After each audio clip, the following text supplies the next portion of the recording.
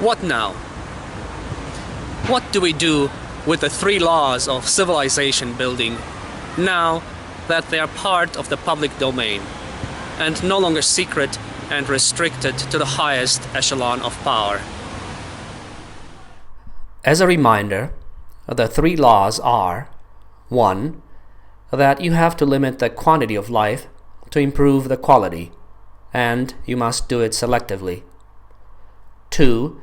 That you have to slow down population growth to stay ahead of the curve economically. And 3. That once you get close to the planet's carrying capacity, you have to stabilize the population for all times, and stabilize it at a level that is sustainable. Our religious leaders are waiting to see if we will assume the burden of limiting human life on the planet, if we have the strength, if we have the courage. They believe the common man and woman are unwilling and incapable, and they may be right. They are expecting us to fail. But I am not counting on the common man and woman, the 90% who do not think for themselves. They will do what the law dictates.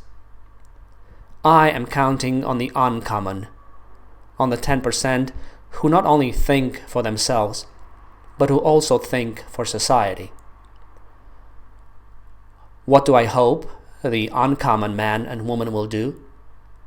I hope they will rise from the slime of the status quo and open themselves up to the light of this knowledge. I hope they will take off their blinds and see the world for what it is, and protect the truth so the rest can follow. I hope that they will assume the awesome responsibility of limiting human life on the planet until mankind is once again in harmony with nature and the planet is safe for future generations and all life on Earth. But how does that translate in concrete terms? Because talking lofty is one thing, and acting lofty is another.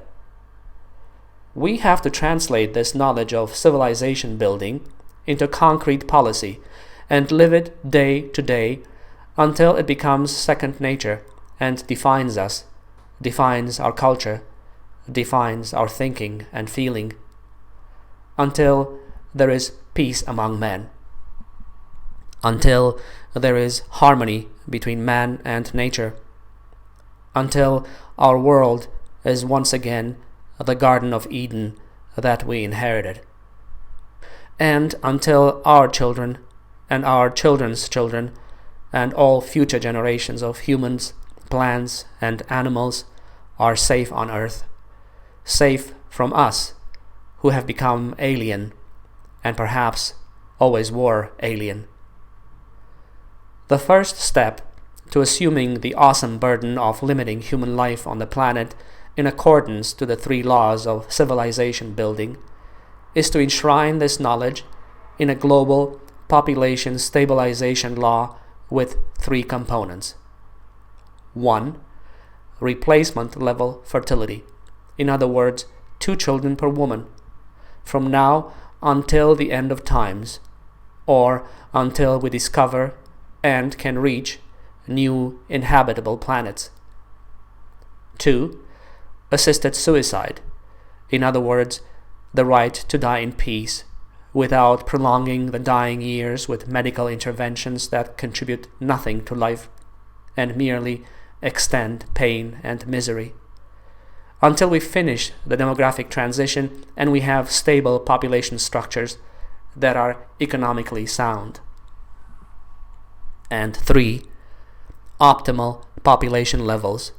In other words, populations that can live from renewable resources and do not impinge on the resources of future generations, until mankind's ecological footprint is environmentally sustainable and a stable state is reached between man and nature.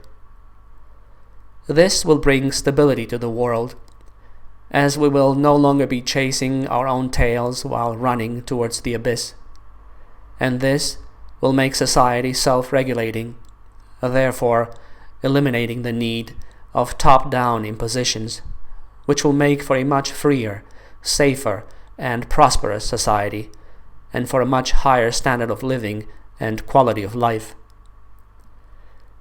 The only problem that will remain to be solved is how to improve the intellectual and genetic stock of the species in a society where everyone is free to procreate, but not free to multiply at will, and where the authorities can no longer practice selection by social exclusion or involuntary sterilization, as that would mean that the genetically inferior will multiply as fast as the genetically superior, and that in fact, due to the onslaught we are now suffering from covert chemical and biological methods of depopulation, we will all be inferior genetic material a generation or two from now.